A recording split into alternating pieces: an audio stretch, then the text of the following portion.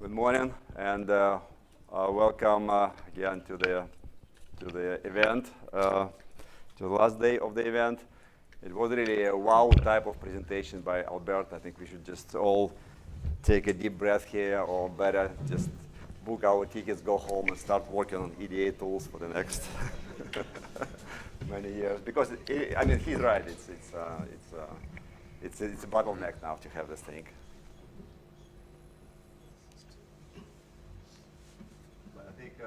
We're going to switch gears and talk about tinyML community now.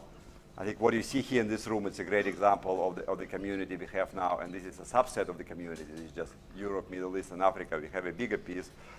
And what we're going to discuss and challenge in the next maybe 40 minutes, 30 minutes is how do we take this community to the next level that everyone is going to benefit is. And I learned quite a bit from this conference already in the past 2 days, and what we're going to be discussing today actually is extremely helpful, and I got some feedback from you during this conference. Is this kind of, in my mind, I got to this 3D type of realization. How do we grow this community, not just like in one dimension, how are we going to grow in 3 dimensions? So before we go, just a little bit of a reminder why we're here. I didn't show it on Monday, but many people tell me, like, hey, we should really have a big picture type of discussion. So this is the big picture type of discussion in one sentence. So this is the vision and the mission statement of tinyML Foundation that the board came up about 3 years ago. So in the vision here is we see a new world with trillions of intelligent devices enabled by tinyML that create, that sense, analyze, and autonomously act together to create a better world for all of us in terms of healthier, more sustainable. And that's what we're doing. I mean, that's why we're here. We have all technologies, but the mission that we're doing is really how to use this technology to a better world for all of us. Super powerful vision statement, but that's kind of what we're doing here. And to make it happen, we cannot do it alone. It really takes a village to make it happen, this vision. And for any kind of village, you really need to have people with all different skills. Someone is going to be building houses, somebody is going to be making bread, someone is going to be brewing beer, somebody will be consuming this beer. So it will be kind of, it takes really a village to make it happen. And what is super important for this village is to have a diversity. I think diversity is a key for any ecosystem to be prosperous, to be successful. And I think you really need to have people with all kind of skills, all kind of things there. In fact, I think, again, this morning at breakfast, I was challenged by Dima, like, hey, why do we have so many different people here? Like, it's not typical of any type of conference. You go to silicon type of conference, you have people doing all silicon design. You go to a software conference, people doing all software. But I think what we do here differently in tinyML, we really bring people from all kind of different perspectives, from technical perspective, different geographies, different mindsets. And I think it's also important for us to connect all these people and for us to grow, because getting out of your comfort zone is really a way to grow, right? That's kind of, we all know this. It's like we want people, software people, to have to talk to hardware people. We want salespeople to have a drink with people who design RTL tools, right? So that's kind of how do we make these things happen, and I think it's, again, super important for us. So geographically, I think we've been growing really big. So I think I showed it on Monday. This is just like a refresher. So it's like tinyML is everywhere now. So we have great diversity in terms of geographies and in terms of people, even in this region. And this is my kind of 3D thinking about our growth that emerged after these discussions with many of you yesterday and the day before yesterday. So on one axis here, on a whatever y-axis or x-axis here is the organic growth, and I think we've been growing organically really big time since the whole tinyML started in the Bay Area, about 3 years ago.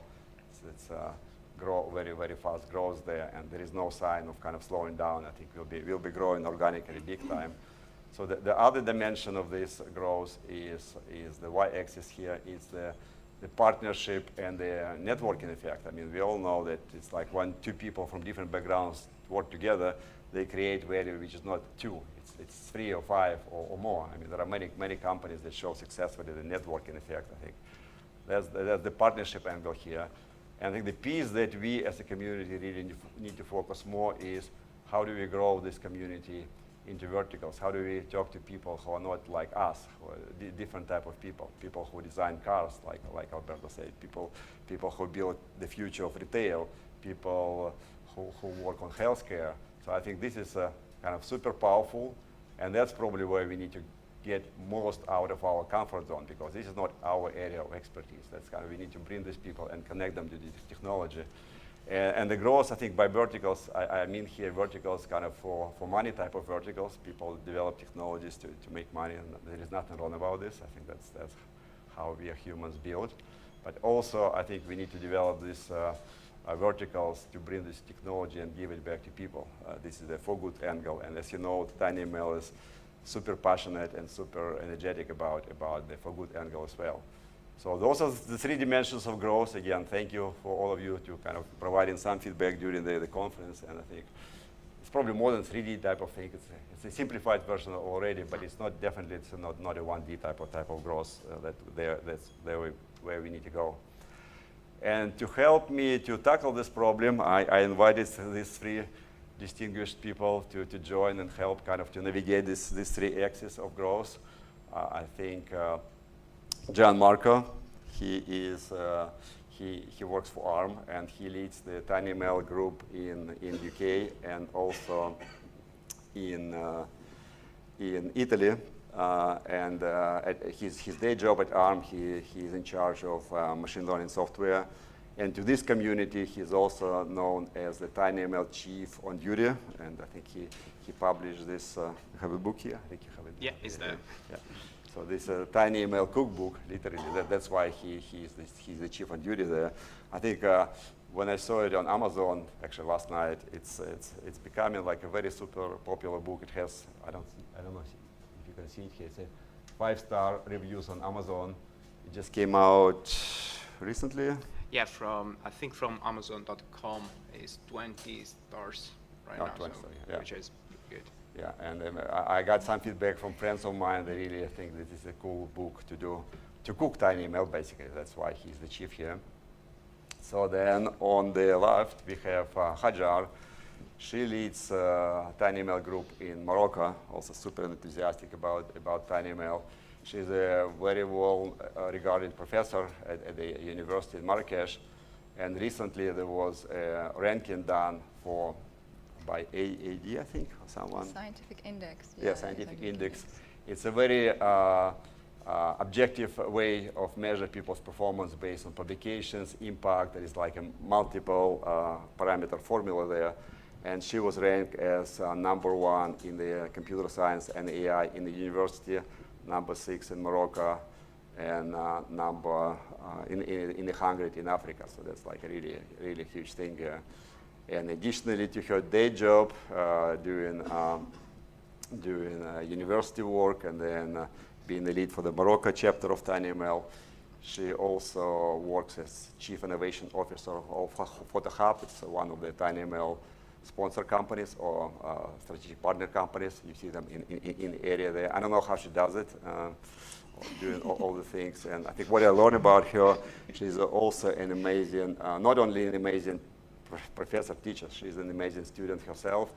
Many of you know tinyML course, ADX course by Harvard. There are like 3 sections of this course, and the normal pace for this course is like 3 months.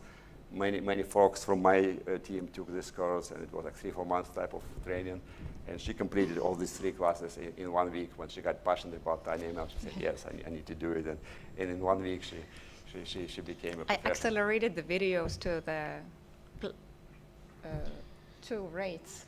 Like video, normally I hear Vijay, hello, da da da da, and I hear, hello, this is the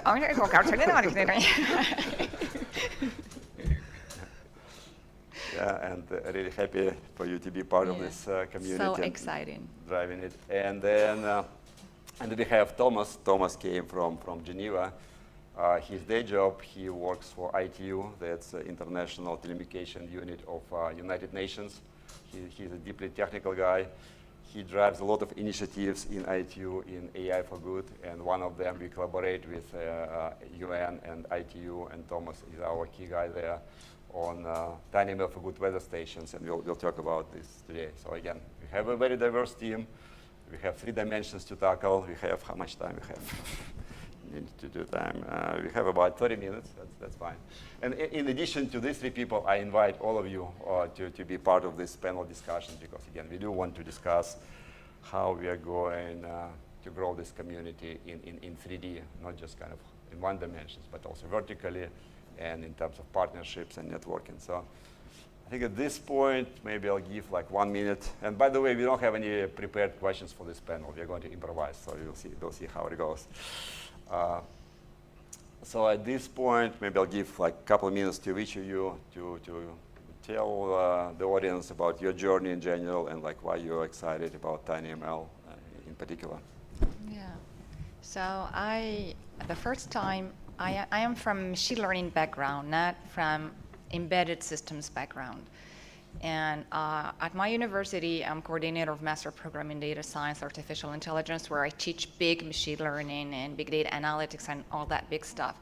When I heard about tinyML and fitting those models in a really tiny microcontrollers, I said to myself, oh gosh, how do they do that? It's like kind of impossible for me. And that's what got me into tinyML. And first thing I did, tinyML, LinkedIn, and I got to know Evgeny. And it was just a natural matches. Evgeny, this is so exciting. Can I have some resources? And he's a really wonderful person. And he like sent this, do this, and this, and this, and this in one big message. And I said, okay, that's a challenge. And I'm the kind of person who loves challenges. And I started digging into that. I said, no embedded systems background. So you got me digging into what is a microcontroller and how do we manage memory and how do we do quantization and neural network compression and all those translation of operations. But I made it at the end, finished the class in 1 week or so. And I said, this is not enough. I want to do more. And I got in touch with Pete Varden, and he sent me what he does, and I got in touch with so many like people around, and then we started the Photo Hub in 2021. We basically work on firmware over-the-air update, and then we migrated all the strategy of the company to just updating the models, and we did a nice job in 2 years. And now we got something which we demoed, and we get to talk to people, and the journey has just started. So it's an exciting field. We started the Moroccan chapter with 0 member, and now we're 500, Yeah. nearly 500 members, just out of excitement for this. And we got embedded systems interested in ML, and ML, those guys who do ML interested in embedded systems, and we created this synergy, and this is something I'm really grateful to Evgeny and to all this wonderful community about. Yeah, thank you, Hajar. Thomas, what is your journey? Yeah, my journey is quite different. I work at UN, and one of our kind of work is we are doing AI for good. So as you know, the United Nations have the Sustainable Development Goals, and we have less than 10, now it's less than 8 years, because it's by 2030 that we need to achieve these SDGs. And the angle that we are looking at AI for Good is how we can use AI to accelerate the achievement of these SDGs. And in one of my connections, I have a friend, Marco, works with ICTP, it's one of the UN agencies as well. They are doing work in ICT for development. So they have been doing IoT for quite a long period of time, and we are looking at how can we match the machine learning work or the AI work we are doing in ITU, AI for Good, and the IoT, ICT for development work they are doing. We wanted to find a cross point. And then the issue about tinyML came about, and we started looking into connections. I connected to Alessandro and then Evgeny, and we came up with this smart weather station. So this is just one of the use cases that we are looking into now, but we would love to go beyond, because there is a lot of use cases that we can utilize the tinyML, I would say, the skill set or everything that you are doing here, the expertise we have in this community. There's a lot of use cases that can be applied to accelerate some of the SDGs. So we are looking at developing countries, or I would say people, how can maybe we can reduce hunger, poverty, or education, agriculture. There's a lot that we can do with the technologies that we have in this community. So that's the angle that we are looking at in here. So that's my journey so far. Yeah. Thank you. And in fact, that was kind of one of the highlights of the summit we had in March. We started talking to Thomas around February timeframe with his team, and then he flew. It was probably first trip after the pandemic to the Bay Area, and then we started doing kind of a lot of discussions. It's again showing the value of this in-person type of collaborations. Yeah. And now we have a project. So I mean, we met first and did the handshake in March, and now a few months later we're doing a real project together. That's cool. And the interesting thing about the project is that we have about 60 teams that are working on it, and so far I've received some people with a working prototype, which is quite interesting, and we will be closing next month, and we are looking forward to see what kind of interesting solutions we are going to have. Of course, along the way we have learned that our competition has some challenges, which will, I think, feed back to the community, and we hope that we can get more help from this community to see how we can solve some of these problems. Yeah, great. Thank you, Thomas. And Gianmarco? Okay, yes. On my side, I'd like to start from why I decided to start this journey in tinyML. And actually, when before you said, well, how can we grow in the high dimension, right, for good and on the business, I think tinyML is the key for ML in general. And what is actually fascinating for me are the three areas where tinyML can make the difference. And nowadays are very popular, these terms. We talk a lot about energy. We talk a lot about cost, inflation. We talk a lot about security as well. And these are the main reasons I decided to start this journey. A journey that actually started for me at uni 10 years ago, because at uni we started this ambient intelligence course. It wasn't tinyML because it wasn't that easy, because now it's easy, accessible to everyone. And the reason for the book is this. When I decided to write this book is simply because I wanted to show to people that now tinyML is not just a niche thing, but it's something that everyone can do, because we have the tools that can make the difference. And definitely for me is the key to unlock for good applications and have more sustainable and a business for sure, but more opportunities for business as well. Before we had a Vinci presentation, and he said, well, tinyML can make the difference.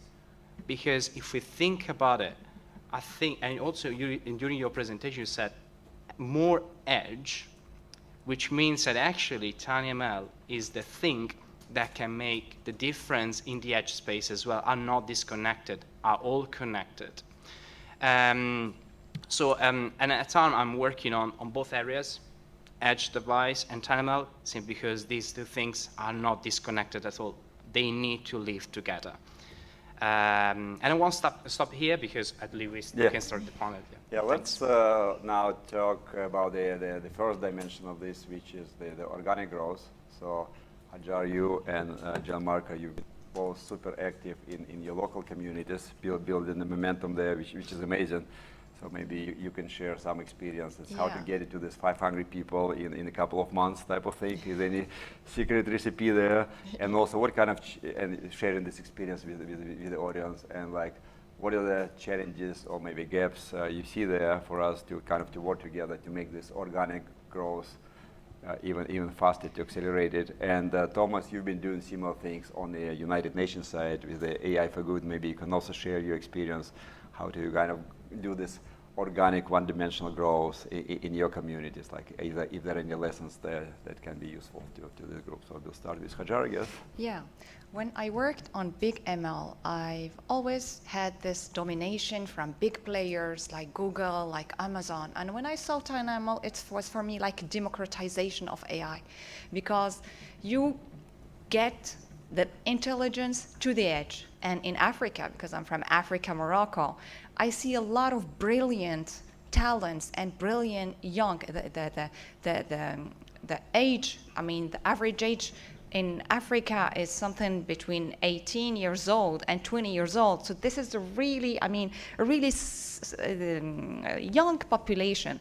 And there is a lot of talent there. And when I saw this opportunity that this intelligence could be associated with the age intelligence, there was this opportunity. And the hardware, what is needed in terms of resources is not that huge. I mean, we can start with the commodity like hardware, which doesn't cost like if you want to get I don't know, GPU or whatever, and you can still deploy this intelligence of those talents within those devices. And this is something which pushed those engineers and those developers to focus on tinyML, because they see it as an opportunity to show their talents to the world. And this is why this community grows so much. For us, it was like a window to breathe, you know, because Africa, we were all the time, there was, even in big ML, all models mainly ignore us. Even for some facial recognition, they don't recognize like color, skin, black color, or the representativity is, all those models are for people who develop them, not necessarily take into account the African context, which is completely different. The set of problems we want to solve, they are different. We're struggling in Africa with poverty, with food, with water, with basic stuff. So this gap between the problems we want to solve in Africa and the problem the others, the big players, want to solve is really huge. So this tinyML was for us an opportunity, and that's why this community is continuously growing with over 2,000 people involved, and it will continue to grow. We just need to like push forward, provide with the resources, provide with the material, and know how we can like take all those efforts and target them in a way they flourish even more. So related to this, Hajar, that's a great story. What would you identify as maybe like as top 3 barriers for your particular community and for the community in Africa to grow? I mean, are there any things that this community in general can help to alleviate those barriers? Yeah. Well, first of all, they need to understand that our problems are different. And if we can go from problems and try to work together to find common solutions to these problems and close this loop by providing the resources maybe, or at least help in providing the resources, especially hardware one, because for example, a $30 development kit in Europe, it's not the same for Africa. Africa, we're struggling with getting basic stuff. So even $30, it could be like a weekly salary for someone who is struggling, if you see what I mean. For a student, I mean, the average thinks if he gets scholarships in university, even if Morocco is kind of developing country, but he gets something like $100 a month to live, to pay the basic stuff. So you see the gap is huge, and people don't realize this. So if there are some initiatives that can help those talents and those students and those developers to at least get, because without hardware we cannot advance. You can go with the theory as long as you want and learn all the math and do all that kind of stuff. But if you don't have the hardware to put into practice what you learned, you're not gonna advance. So hardware, resources, maybe come into us, understand our problems, work on those problems, and this is the only way we can, advance as a community, and diversity, because this is very important. We feel like excluded from all the data sets that are developed. People with color, the voices, the languages. If you want to develop a voice-enabled thing, it's English or standard languages. We speak thousands of different. So you see what I mean. So even in the data, from the data collection perspective, we should not be excluded.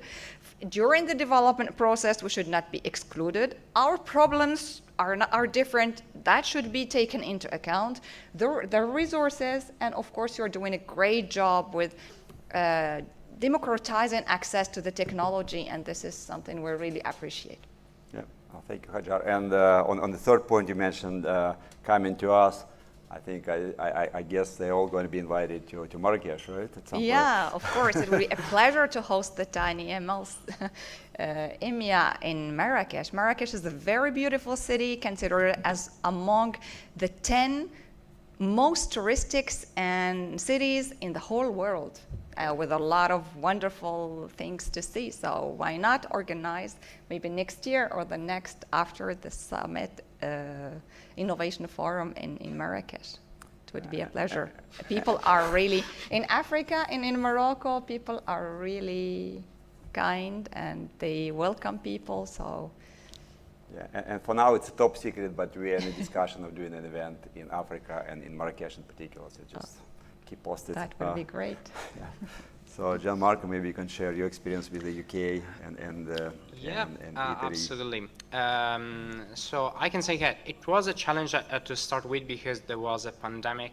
We started before the pandemic, but when the working group started to prepare the event, well, we were in the middle of the pandemic situation. But the community growth, because I can definitely think because of the universities, because of the collaborations with the industries we have, of course, in the UK. What we try to have to grow the community is to have more different types of presentations, which means we try to balance more presentation on the research side. We try to have presentations or practical or hands-on sessions and other presentations on the technology side. So in this way, we try to have people from with different backgrounds attending our sessions, because we don't want just to be seen as a technical community, because of course, as we said before, we want to grow in different directions.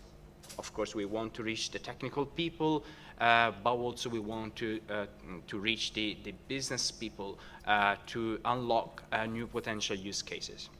In terms of, although the Meta Group is mainly based in Cambridge, we tried during these 3 years to have presentations from speakers in London. It's not far away from us; it's just 1 hour. But I think that was the reason why the community grew, because we try to have.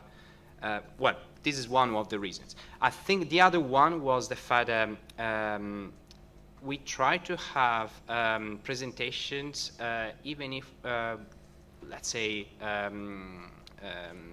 in different locations as well. For example, it could be in a shop. I mean, we had an interesting presentation at the Raspberry Pi shop, and it was nice because there we met InfoSense, that actually yesterday presented, the product. So I think this mixture of things can help to have different people involved in the tinyML community. And then in Italy, you started doing this in local languages, in Italian, right? Yeah, and that is the thing I mentioned last year during the panel session. I can definitely say not all the countries are the same.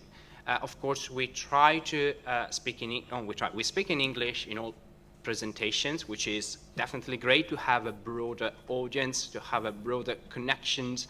But at the same time, in some countries, probably we prefer to speak in the language of the country, for instance, in Italian in this specific case. I say it is because when you speak in English and it's not a native language, it could be difficult to have questions. And personally, I'm not the kind of speaker that I like to give a presentation, that's it.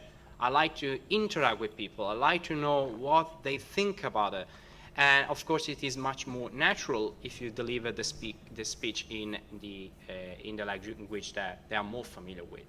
And that is the reason I decided to give the talk in Italian. And that could be an interesting thing for other countries, I suppose. Definitely, to reach the local people, probably using the native language is preferable. Of course, at some point, we need to deliver probably the same presentation in English because we want to connect. Yeah. We don't want just to be local. We want to be global. Yes, that's it. Yeah, great. And Thomas, I think you have quite a unique experience and angle from the UN perspective because you do a lot of growth all over the world, especially in the AI for good area. I've been kind of following AI for good. It's been also growing really fast. So, like, what is your experience there? Yeah, so in our case, most of the organic growth, I would say there's 3 angles or 2. First, there's angle of the people with the problems, so the problem owners. And then you have to put them on the same table with the experts who can solve these problems. Because in some cases you find that the experts are solving problems that are not there, or that the problem owners don't care about the problems. So one thing that comes on top of my head is bringing together problem owners and problem solvers on the same table. They have to speak in the same language. So in this case, for example, if we consider about developing countries, in most developing countries, the population is young. And if you consider the students, that's where you can find a lot of traction. And as already said before, in most developing countries, if you are talking about a kit, a $30 kit, someone they can use that money for something where that can maybe put them, maybe 1 week of food, for example, is possible. So you kind of have to balance. So if you give them access, or if you reduce the entry barrier to these kind of technologies, I would say there will be a lot of traction. So that's one part. So we have to consider the students groups, because also the startup community is not very high in most developing countries. So you don't have a lot of startups, and if they are looking into the AI angle, I've been to a few AI or machine learning conferences, especially in Africa, and most of the projects that you can find will be on natural language processing, or maybe application of AI to health or to agriculture. But if you maybe put the awareness in terms of the tinyML angle, then you have a lot of traction as well in most developing countries. So awareness, bringing problem solvers to the problem owners, those are the angles that I think would help for the organic growth. And education, as you said, and I think education is a big part of tinyML. As many of you know, we have tinyML EDX class designed by Harvard, Google, and other folks there. And in a year, just talking about numbers, this class has been attended by 70,000 students worldwide in, I believe, 174 countries. It's kind of trying to reduce this barrier. So I was blown away, 70,000 people in a year. So can you imagine, like, these people are going to join the workforce, and they will be knowing what tinyML is, what it can do. They're going to probably polish their skills here and there, but it's a massive opportunity. Yes, Martin? In that growth into verticals, what you just said, I mean, that class, right? I think that class is quite technical, right? It's more aimed towards students on the technical end, but maybe there's a room for a class would spur ideas in verticals. Yeah. More oriented towards what's possible, what's been done, what we were talking about last night, sorry. Did everyone hear that, or was I talking to myself? Yeah. Yeah, good, Martin. Yeah, so just doing a online course, which is more a tool for putting in front of vertical segments, hey, this is what's possible with this stuff, to stimulate their ideas, because as we were saying last night, we don't know. They know, we don't, what the problems are. Yeah, I would even go further, have an MBA class in tinyML. Teach business schools what tinyML means for them. Yeah? And Absolutely. Yeah, applications. yeah, sure. Yeah. Yeah. There is something I'd like to highlight in the African context is the distribution or representativeness of females. It's really high in developing countries when it comes to STEM. I had a discussion with Alessandro about this, and it turns out that we have like more than 50% of female interested in IT and interested in doing like programming, which is not the case in many in other countries. And this is a richness in the landscape of Africa. I mean, having representativeness, having females involved or as involved as male, this is diversity, and female talk a lot, and this may be what made this community grow. I like this course. Oh, really? You like this course? Oh, I'm going to do this. And it creates momentum, and this is really something interesting. Yeah, and this is a very important point, and I think we're eating our time, but I really super passionate about this. I think what is cool about tinyML is two things. One is it's a low barrier in terms of cost, but also more and more tinyML companies, some of them in the room, they're developing no-code tinyML. So basically, you don't need to be a programmer to do this kind of things. And that's what keeps this younger generations and female type of students excited, because I don't need to be a programmer, but I see how I can use this technology to do good things, right? And that's kind of a super powerful for tinyML in general. Yes, Alessandro. I was just going to make a comment and ask Thomas a question. So we've been working on this tinyML for good for quite a while now, and we've realized that some of the challenges that countries are facing or people are facing are actually potentially solvable by tinyML, right? But the challenge that we also saw is that these people that have the problems don't actually know anything about the technology, and actually not even just the people that have the problems, but also the people that are trying to solve the problems, right? So there are many NGOs and other organizations out there that are capable of solving problems because they have resources, they've got interest in solving problems, they've got partnerships, but they actually don't know about the technology, right? So to Thomas, a question to Thomas, to enlighten us on maybe what to do next.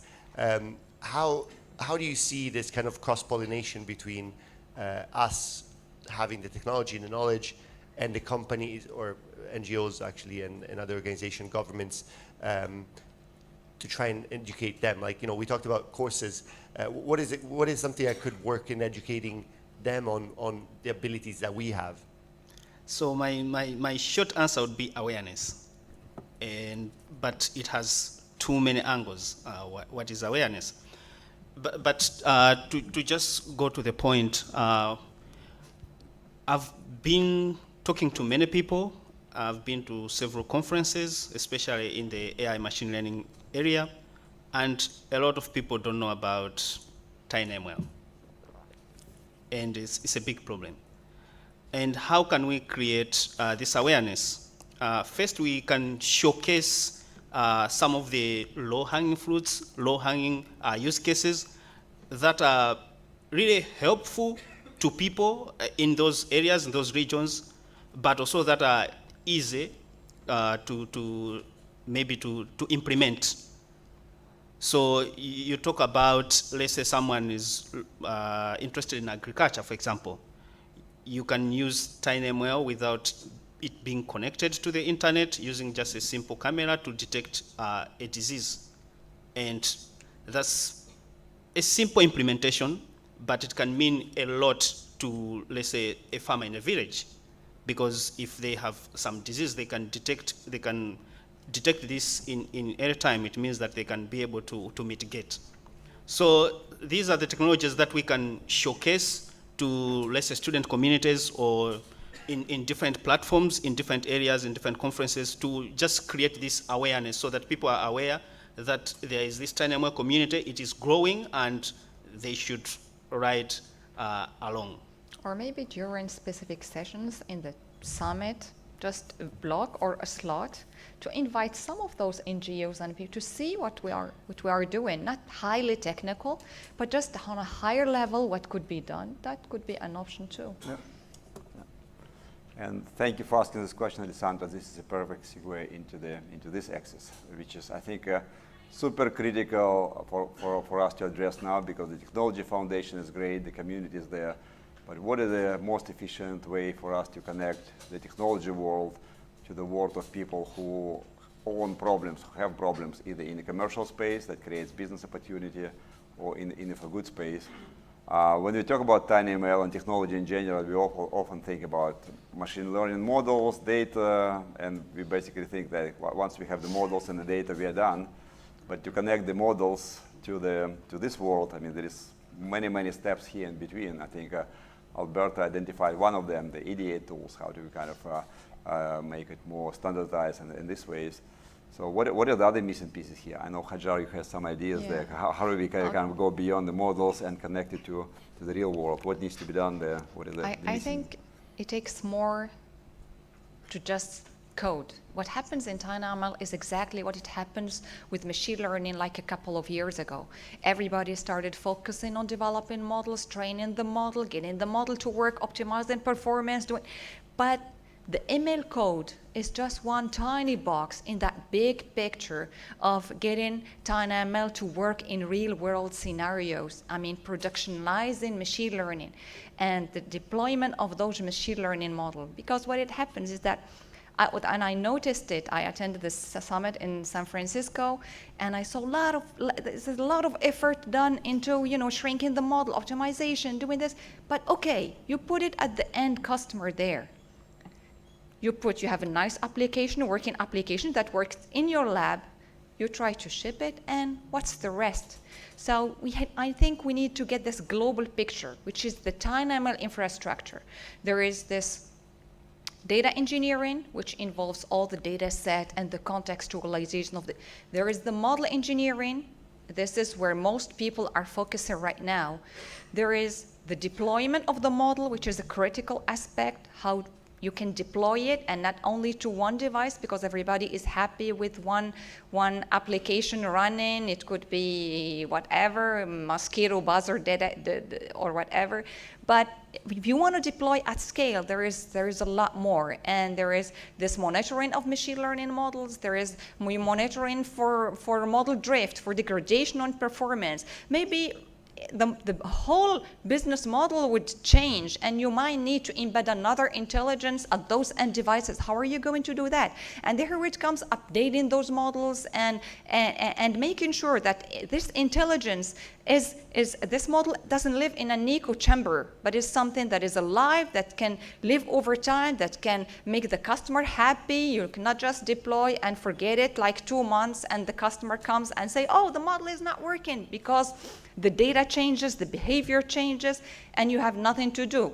Bring the devices back, millions of devices in different areas, or send engineers to the field to flash them. So we need to think of this global picture, not only the ML code, but this global picture: data engineering, model engineering, product analytics, product deploying, model versioning. So it's like kind of ML ops, or MLOps for tinyML. So this is the global picture we should focus on, and this is what's happening in the ML right now.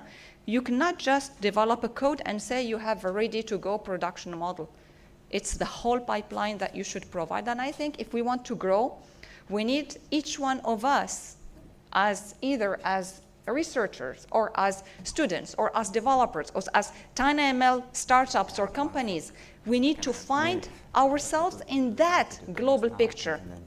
The model developers can find themselves. The researchers can find themselves. The students would find themselves.